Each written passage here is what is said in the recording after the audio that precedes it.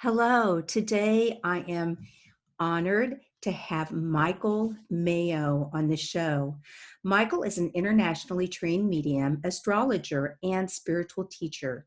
He developed his mediumship in the United Kingdom under mediums such as Gordon Smith and Eileen Davies. Michael brings a practical, grounded, and evidential style to his spiritual work. While developing his mediumship, Michael graduated from the University of California, Irvine with a bachelor's degree in psychology and social behavior and a BA in drama. With his passion for teaching and helping others discover their own unique spiritual connection, he has taught and studied in the US, Europe, and Australia. Michael is also a second generation astrologer with over 18 years of understanding astrological theory. He teaches and holds workshops throughout the United States and abroad, blending his many spiritual gifts and skills with a practical, grounded, results-oriented approach. Michael helps you to discover your strengths, what holds you back, and empowers you to discover your own inner strength and grit. He has brought messages of love and hope from those on the higher side of life. His greatest mission is to show that love, life, like love, is eternal. Welcome to the program, Michael. Thank you, Mud. It's so nice to be here with you. It's Yes. always uncomfortable to listen to my own bio, so I'm this whole time kind of just like. did that sound okay? It sounded great. It's just for me. I'm just like I'm not one of those people who likes to talk about myself, and so to hear it, put out there like that. So, and it's anyway, like, did I do that? Exactly. I said that. Yeah, exactly. Yeah, it's I was trying my best not to do the cringy phases. Right. Here we are. So how you doing with everything that's going on? You're quarantined. Are you pretty much by yourself, or are you with some family? Yeah, I'm quarantined. I have a roommate that lives with me, so she and I live here together, and we're both very, very good about quarantining and social distancing and all that sort of thing. So it's been going pretty well. After I would say right now, it's like 4 weeks in, I think, to the quarantine. I don't even know. I've kind of lost track. But we've kind of found our groove, I think, a little bit. So and I think this time for a lot of people has brought up so many different kinds of things of you're forced to face yourself. You're kind of forced to face what going on with you, and you have nowhere to distract yourself. And although I consider myself a person who is very open to looking at myself and deciding and understanding, it's like, okay, well, now I get to go even deeper in that process. And you get very surprised with what you find when you have these kinds of situations. So let's talk about that, because being a medium and an astrologer, I'm sure many of your friends are calling you and saying, Michael, what's going to happen? Or what do you see? Or, all of these. So have you gotten any messages from the spirit world about what's happening in the world today? Or does that happen? Yeah, so as of yet, no, I haven't gotten any messages necessarily from the spirit world. But what this time I think really has brought me is a deepening of my connection to the other world. Because when we have these kinds of situations happening where, this is an unprecedented sort of thing in that, all governments are being, closed down, and public places and all that stuff. We haven't had, at least not in my lifetime. I don't think your lifetime either. We've had that. But when we're kind of put in these kinds of situations, you have to look at what you can hold on to, what can kind of brace you, and what can sort of refill you throughout the process. And what I've come to realize is the biggest things that have helped me throughout this whole time is my spirituality, is this thing that, when all is said and done and I leave this life, it's the one thing I'm going to be able to take with me, right? And as we have, what the virus very much represents is mortality, right? The virus is very much representing our mortality. And in a lot of ways, I've read a few things from what other people have been saying, and I've kind of come to my own sort of conclusions. But I feel like with all of the things that are going on, we're really getting an opportunity to look at ourselves as a people and all over the world, because this is not just happening here, right? This is happening Right. everywhere. So all of us are on pause, and it sort of makes you begin to wonder, I'm not one of those people that believes that every single thing happens for a reason. Right. Although I am one of those people who believes that how we respond is where that spiritual growth comes from. Does that make sense? And Yes. I think that that's where, because there's a lot of people that believe that we are responsible for everything that happens in our life that we experience. I'm not one of those people. I think that there is something that's a play that's just happening due to cause and effect, but how we respond, how we grow from those challenges, how we move past them, that's where spiritual growth comes from. Hmm. So I think that this time period is really offering to everyone on a global scale to pause and look at the life that you're creating, and B, look at yourself as well as the structures that we have. One of the things that was so big to me was seeing how fragile every structure that we have in place in our world can just come to a halt, become Right. an invisible force that we can't contain for whatever reason, right? And now everything has come to a pause. And so it shows you, okay, well, what can I hold on to? If I can hold on to, the social events, if I can't hold on to the government, if I can't hold on to the economy, if I can't hold on to these things that structure, school, work, all of these things, we're really left with ourselves. And I think that this time period is so much about, okay, well, what does stay with me? What does ground me? When everything is stripped away, what is there? Mhm. And I know for myself, I thought I had it way more under control than I did. And I'm definitely Interesting. the type to say, when I need to grow, and this has really been an opportunity for that growth for me, I would say. Right. I think you're right. We've become so isolated in this world. Everyone or many people live their life, and many have kind of just become isolated even before this happened. Right. And this brings about, I feel, an awareness, an awakening that we are universally all tied together. We are Absolutely. all one, and that what one does, it does affect the other. And the ripple effect, I think these lessons are huge, that we really do need to take care of one another.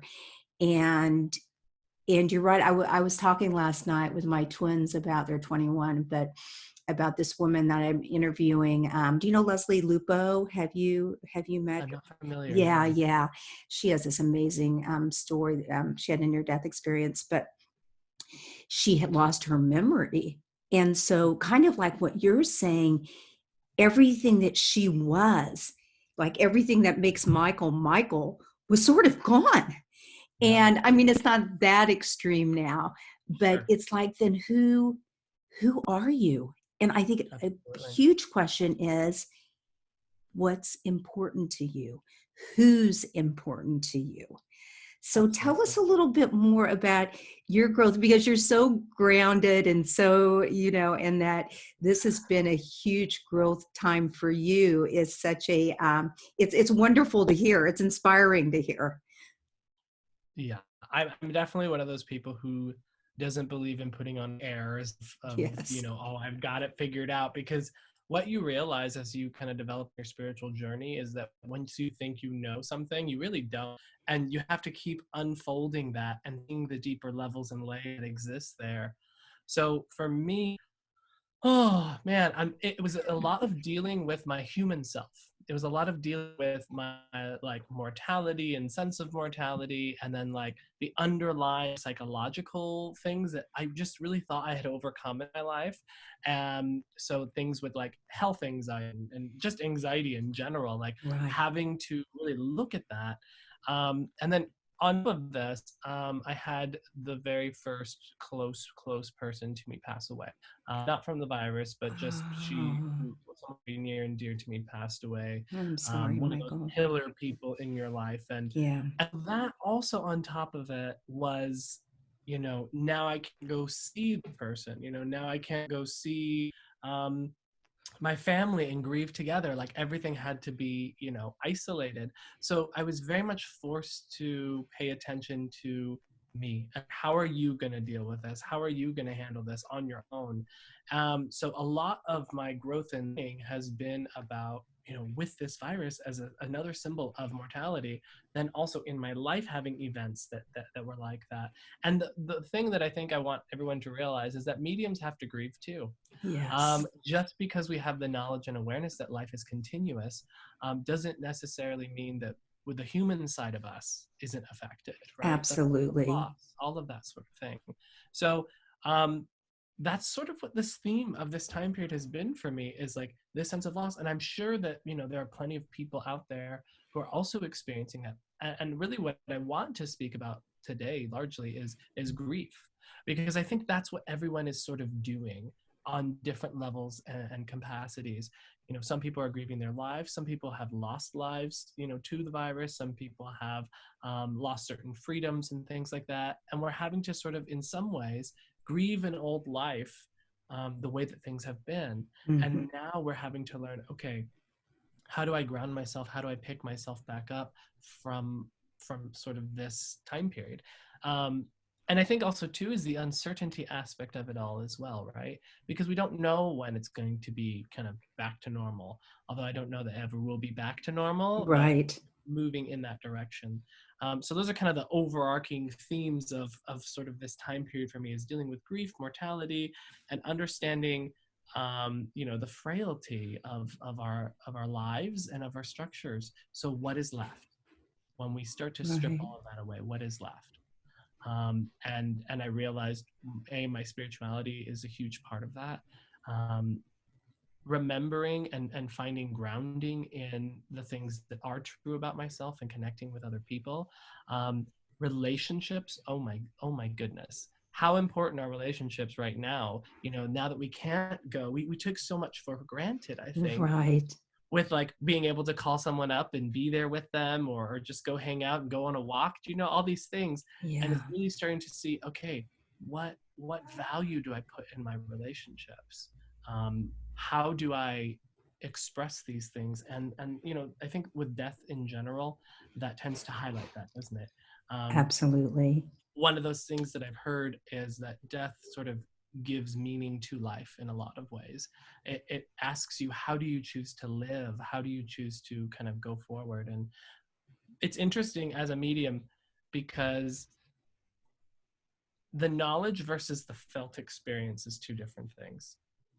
Does that make sense? Absolutely. And there is this, it also helped kind of put into perspective what it is that I do as well, because forever since I've been doing this, for however many years, I never had anyone close to me pass. I was very Right. lucky to be 33 and never have that experience. But now I understand it. Now I get it on such a deeper level than I ever understood, because as we all know, when we lose someone, it's sort of like the phone's been hung up, and there's never that ability to call that person or speak to that person or do the things that you wanted to do, or the hopes and all of those things. It's sort of just like whoosh, everything is just done, right? At least that's what it feels like Right. That's what it feels like on a human level. on a human level. Yeah. And then when we have someone like a medium, for example, or even ourselves in our own personal experiences, Because we're all mediums. If because we're we, all mediums, yes, exactly, yes. it's just a matter of just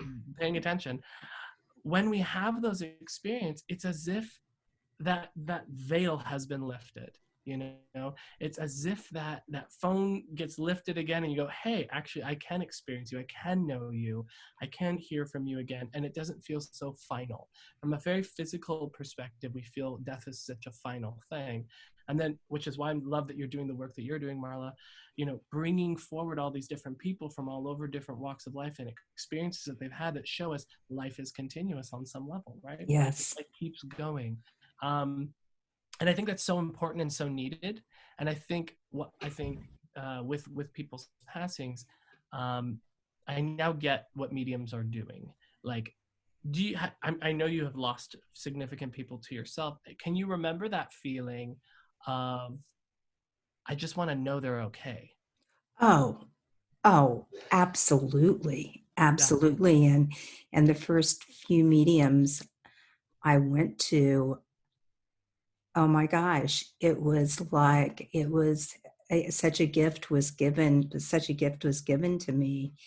But being on the human level, hopefully you write it down or something, because you just have to read it and listen to it over and over and over and over again, just as a reminder. But it's not, it's irrefutable when when you get these beautiful messages. But yeah, definitely. Well, with that topic in mind of that wanting to know if everything's okay, it's like, as a medium, when we're developing, there's so much this thing with, providing the best, most specific, most amazing evidence. But Right. the reality is, and now being from the other side, I finally get it, is people just want to know they're okay. And that's the most commonly asked question. Are they okay? So like, Right. I've given like these insanely descriptive, accurate, like sort of things, and they're like, yeah, that's all true and that's all great. Are they okay?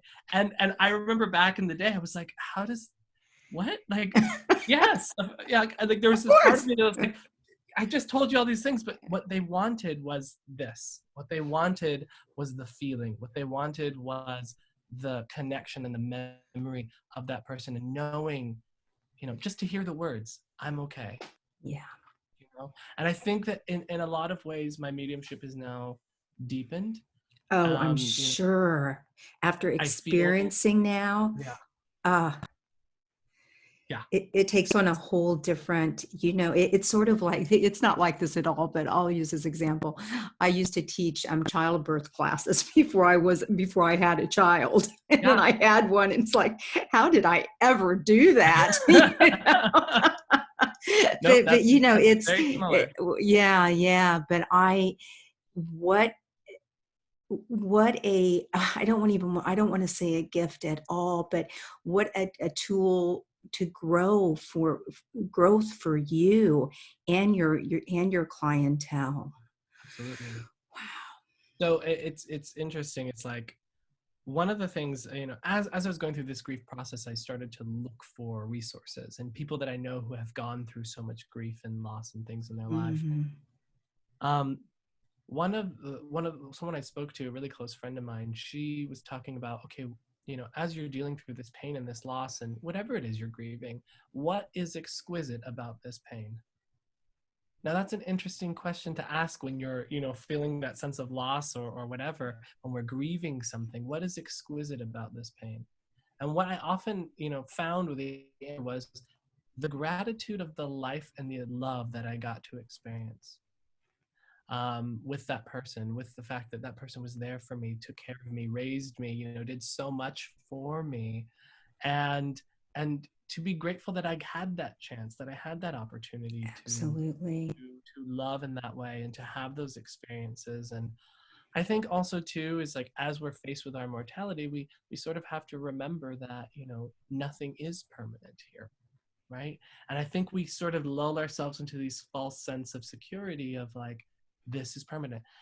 Now, the part that is permanent, and this is what sort of circles back to, what I was talking about in the beginning, was we have to look at what are we taking with us when we do pass. And we can't take our clothes, we can't take our status, we can't take our symbols. As they say, death is the great equalizer. But what we can take is our love.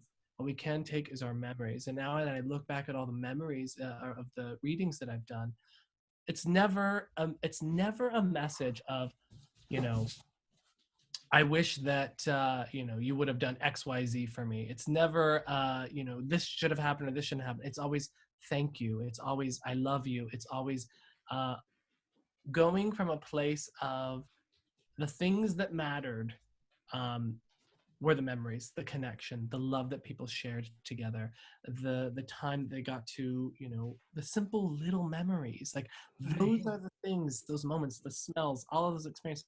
That's what's of value. that's what we take with us to the other side. That's what people are left with as well, is those memories. So, there's a saying that I've heard, I don't know if I heard it or if I made it up, but I remember I probably heard this, was live your life so that you never need a medium. So that there's never any words left unsaid. There's never any, things undone. It's always sharing with those that we love, that we care about, that they are valuable, that they are important, and never taking that for granted. I mean, we all will at some point, because, we do. But it's about returning to that central core of you, that love. And I think, we've talked a lot, Marla, and another interview that we did was about love. And like that really is the tying bind that keeps us with, connected to each other. So Absolutely. And I know that after someone, does pass, everyone, I mean, of course you go through a grieving process, but one day you do wake up, and instead of having a tear when you think of that person, if not a whole swimming pool of tears, yeah, you have a smile, yeah, because you think of all the beauty and love and silliness, yeah, and that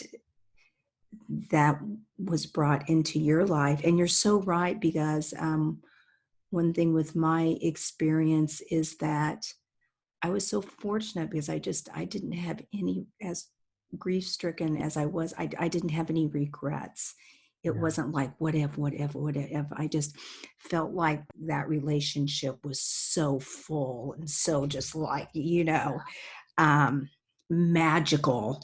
And I know I was really blessed. But, and that brings about a little bit about the life review. I don't know how much you've studied the near death experience, I but have a lot. Yeah, okay, great.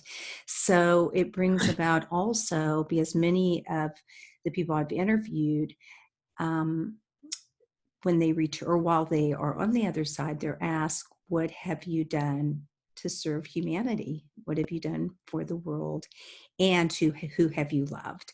And so anyway, can you just talk a little bit about the life review? Because I think it's so important for me, when I found out about it, I just walked through life so differently now. yeah, absolutely. Yeah, the life review is what pass.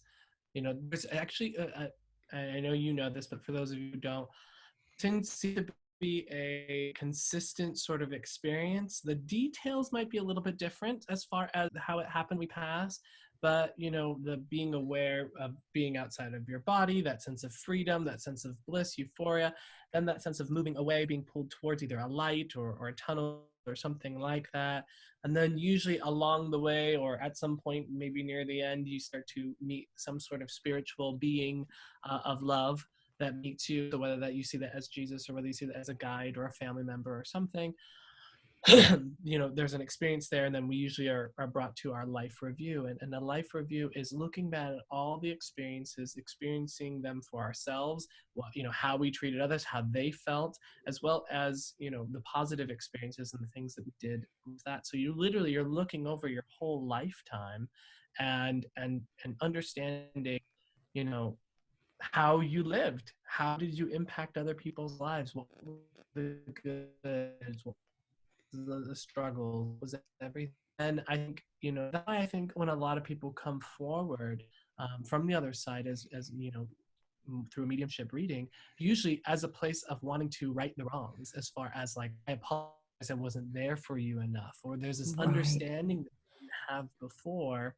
that they now have now. Because I've heard from people, they would say, oh, well, why would they be any different? I'm like, well, because they went through a learning process, healing process, Yes. as they passed through to the other side.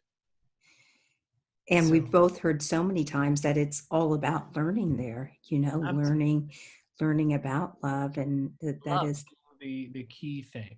yes. And that, like, how did we love? What did we do? How, what was it like for us without that sense of love? You know what I Mhm. mean? And I think when we look at all experiences, as we look at like rejection and trying and achievement and everything that we do, whether that's physically or something, we're always searching for love at the end of the Right. day. you know And Yeah, go for it. No, I know to some it sounds sort of cliche or silly, Yeah. but it's so not. It's so Yeah. deep. A physician I had on who was talking about he's bridging Eastern and Western civilizations, which I know you're interested in also. But he was saying, they sure don't talk about love in medical school. God forbid you talk about your feelings in medical school. People will scoff at that. But I hope that's changing. I mean, I know there's aromatherapy in hospitals now and healing touch and Reiki, especially in the UK, and all these things going on. But so what have you in this time of, gosh, growth, contemplation, grieving, um, what have been your biggest lessons for your soul? What have you learned about yourself? Yeah, I think I'm still in the process of learning, these lessons from the time period. I really don't know that I'll know them until I get there. But Mm-hmm. one of the things is learning patience. I thought I was already patient. Spirituality taught me patience. I wasn't patient when I was younger, but learning patience, learning to actually use the tools that I have. That's a huge thing because, I can teach these things. I do work in this field so much that in some ways you sort of take these things for granted again, right? Where, I know how to sit and meditate. I know how to do these things, but actually using them in those times when like you need something and you're looking for something to hold on to, that I think is a big part of what I'm doing right now. Impermanence is a huge one, and like accepting what is in the now rather than going too far forward or looking back, being Mm-hmm. present. The biggest thing that I've struggled with is the anxiety in all of this, and I have had to learn to go, okay, what's happening now? You're thinking like 36 feet ahead. What's happening now? How do we get back to the present? And, again, I have these tools of how to bring myself back to the present. And now I actually just have to pull them out and use them. They've Right. worked. Thank goodness. They've worked. And, meditation and yoga have been key things for me throughout this whole time period. Um, Meditation because it helps us to connect with that greater part of ourselves, but yoga because it helps us bring us to the present in a very beautiful way. Because we're doing those physical movements with the breath, you're only focusing on what's happening in the now. Yoga is a beautiful tool at just practicing that sense of presence and being here, which is very, very much needed for most of us who are, sitting here wondering, when am I going to leave this room? When am I going to go back Yeah. out to the life that we had? Which Right. is huge. But one of the things that I did want to mention about, we were talking about end of life and we were talking about, the loss of loved ones. And it was beautiful with this person who was very, very close to me to know that a lot of the things that we hear about at end of life experiences happened to her. So she started speaking to loved ones, a week before she passed. She was speaking to people who weren't there, and my other members like, I don't know who she's talking to. Those people are dead. They're not here. And I'm over here thinking, okay. And the other shocking thing with it too was like, I knew that was symbolizing she was going to pass, but I didn't know when. And so, and with the coronavirus, we couldn't go see her. We couldn't go be with her. Oh, And so right. that was Yeah. another thing that was really, really hard. Right. So I knew she was going to pass. I just didn't know when and that sort of thing. But what's a little funny story about her is that, when she had an open heart surgery in her life, she saw her mother, um, she saw her two sisters who had passed at that time, and they looked at her, and she was trying to get their attention, and because she had, I guess they said, the doctor said they had lost her for a brief bit of time during Right. the open heart surgery, and this was many years ago. And when she was trying to get their attention, they looked at her, they put their fingers to their mouth like this, and they didn't say anything, and she knew that meant she had to go back. And so, yeah, Wow. I know that when she told me that story, several years ago, I was like, oh my gosh, that's crazy. And so then knowing that she was talking to her mom, her sisters, and then now her brother, who was on the other side as well, before she was passing, that's the thing that sort of gives me a little bit of hope. a little bit of closure in the sense that she wasn't really alone, because there was a point where she almost died, right? And they told her not your time, and then they were coming to get her. Right. And Right. now it is time. And It's so so, go ahead. amazing. That's amazing. Uh, it's so interesting to hear you say this as a medium, though, because we who do not practice mediumship, it's, I mean, you really already know this, but then to experience, I need to have some hospice workers on the show, because talking about people who've actually been there and seen that so many times, people, I'll tell you a little story about my mom. So she wasn't really on any narcotics or anything like that. And one day I went to visit her, and this was probably weeks before she actually passed. And she said, Bill, Bill, somebody was here today, and so forth.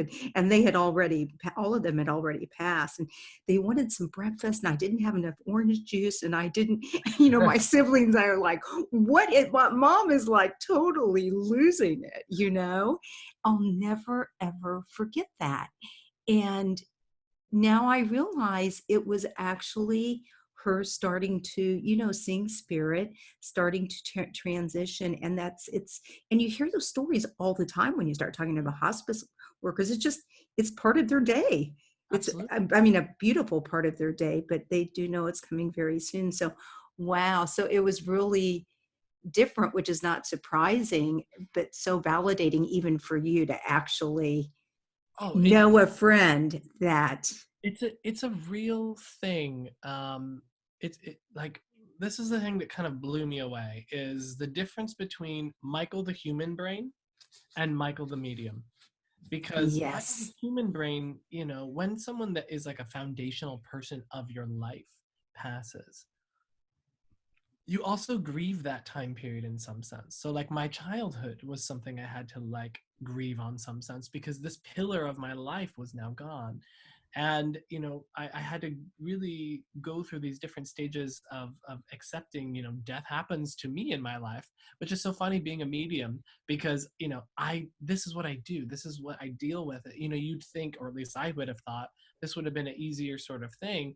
But the reality is when grief comes and when these kinds of things happen, it takes away all logic. It takes away all, clarity of reason. And it brings you to this place of what is here. That little person, that little child inside of me had to deal with this loss as well. And no amount of knowledge and experience was going to mitigate that. So Right. I want to, anyone who is dealing with any kind of grief, to just move with it, just move with the experience, accept it, and that there is no one way to grieve, that it's going to look different for everyone, and to Right. just move within to that feeling. Um, it, and I remember feeling, these moments of like desperation, where I was just like, I just want to know you're okay. I just want to, because my grief was too thick. I couldn't perceive the other world. So Mhm. I was too much in a different space. So I literally couldn't even feel energy during that time. So it was Wow. a very weird place to be. It's like someone hung up the phone on me. Do you know what I mean? Like I really Yes. even perceive it myself. And what ended up happening was, I spoke to the other world and I said, look, I was speaking to my loved one and telling her, please, can you just come to me in a dream? Because my brain, my awareness right now can't handle it. Like Right. it can't, but can you come to me in a dream? And then I offered it to my spirit helpers and I was like, look, I'm leaving this in your hands because I'm freaking out and I just need you to sort this. And I got my little symbol that said like, yep, we got it. And I was like, okay. Well, that night at the very middle of my sleep, so I had several dreams and then I had this experience and then I had several dreams. In the very middle of it, I was in a place that was from when I was a child, and I was with her and I was holding her, and I knew in the dream that this was more than a dream, and I knew in that moment this was the thing I asked for. It's happening. So I was like, oh, okay. And I was just holding her and we were laughing and we were joking, and I can't remember all the details of what was said, but I just remember it being this very um, positive thing. And then I remember her Wow. talking to me about, I know, I remember her talking to me about a dog. And I was like, who is this dog? Like, I didn't know what she was talking about, but I was like, maybe this is just a dream. Because why is she talking about this random dog? She's like, oh, the dog is here with me. He can run, he can go play. I'm so happy, telling me everything's okay. That's the only thing I can remember specifically. So I come out of the dream, in the morning, and I'm like, I don't know, maybe that was just a dream because, this seems to be, a dream, because it's random things coming in. I call my sister up and I tell her the story, and she's like, oh, she's with Lucky, her dog, and I totally had forgotten that the dog was even existed, and the dog had passed a few years ago, and she loved this dog. She loved this dog. And the Wow. fact that she brought that forward in the dream was validation for me that this was a real experience, because I genuinely I have a horrible memory. So those people who know me know I have a horrible memory. I had no recollection of the dog, and here it was, like her telling me, "Oh, by the way, I'm with the dog," and Wow. that was But nice little evidence for me as a absolutely. And the beauty of that too is that you sure did remember that part of the dream, because dreams are hard to remember. And I know this from personal experience. When something's real, because it's so and you don't forget it. yeah, You just don't absolutely. forget it. Yeah. Wow. That's Oh, Michael, thank you for sharing that story. It just gives one even more than hope. I think just, a little softer, feel a little bit more loving, feeling a little bit more just grateful for everything we have in this life. And wow. How long Yeah. did it take you to kind of get through the real thickness that you could at least connect with the spirit world, maybe not bring her through while you were not Connect sleeping? Connect would probably be about a week to Oh, really okay. So feel the yeah, spirit again. Yeah. yeah, yeah, Um, because it took a while, even though the grief started to subside, because she was older. She was yeah, well into her older age, and right. so there were stages of acceptance, like accepting people died, Yeah, which is yeah, funny yeah, coming from ego, but accepting that they died, and then accepting that, okay, well, if everyone's gonna die, then I hope for a good death for everyone that I love, a peaceful, yes, yes, a positive absolutely. That's the experience. scary part, the Yeah. way it happens. Yeah. Exactly. And so, that's my hope. The relief that I get too, though, is knowing, the the freedom that happens at the moment of death, and that that they're no longer in pain. Um and so anyway, I lost where I was going to go with that, but Yeah, yeah, that's okay. Wow, that's beautiful. Well, we need to wrap it up. So I'd like for you to just say a few words of wisdom about, what others you can share with others to help them through this time a little bit. And also for those that are grieving, whether it's a person or something else or yeah.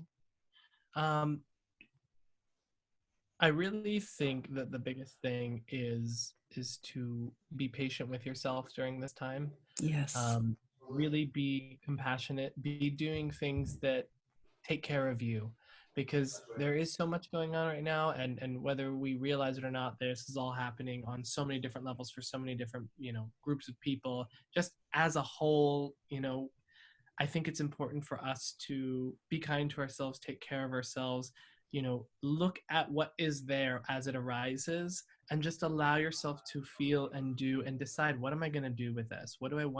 How do I want to go forward? Um, I think definitely the being patient part, find something that works for you, as far as, these daily Yes. sort of things. I Some think sort that of structure. some Yeah. structure that works for you. It doesn't have to look like everyone else's, but what works for you. I would say don't avoid the discomfort. Don't avoid to the discomfort. Go into and see, what is helping me in this. What is Right. this teaching me? What is this showing me? Like I said earlier with my friend who said, what is exquisite about this pain? Well, what is it about this, whatever we're dealing with, whether that's loss, anxiety, fear, whatever it is, what is it that this is teaching me? What was the gift that is here? And allowing yourself to kind of move into that. And then I would say, lastly, is really just cherish the relationships that you do have, and just really show love to those who you're connected to, because ultimately at the end of all of this, that's always the thing that we're going to have. That's always going to be the thing that we can return to, is the love for ourselves and the love for other people, Yes. and just creating that compassion. And if you can give and if you can help others, that has been the other thing that has helped me the most, is by anytime I'm working, anytime I'm doing something like that, that has brought me back to a sense of like normalcy, and also a sense of being there for other people. Right. That is really what is needed too right now. And I kept thinking of this same sort of thing, is when all of the things are dark and dreary or whatever, always look for the light. Look for the light. Where is the light? Where is the hope? Where is the positivity? And then if we can be a light for others, I think that is also how we're going to be able to make it through this, and in the most positive and helpful way. Wow. Beautiful words. Thank you so much, Michael. So much. Beautiful. Well, it was wonderful to have you today. And if people would like to find you, how could they do that? Yeah, so you can find me through my website, mediummichaelmayo.com. You can find me on Instagram, same thing, Medium Michael Mayo, and Facebook, facebook.com/mediummichaelmayo. So Yeah. And Michael is an amazing medium. I've had a few sessions with him. thank And yeah, it's been great. Well, thank you so much, and be safe, be healthy, and take good care of yourself. you. And the same to you. Thank you, Okay, Marla. okay, and we'll be in touch soon. Thank And you. and I'll tell Eileen, I'll give her lots of love from you tomorrow. Please do. Eileen Davies, I'm interviewing her tomorrow, and they will be on the show back to back because they're best buddies and they're great together. So, okay, thank you so much, Michael. Thank you. Bye-bye.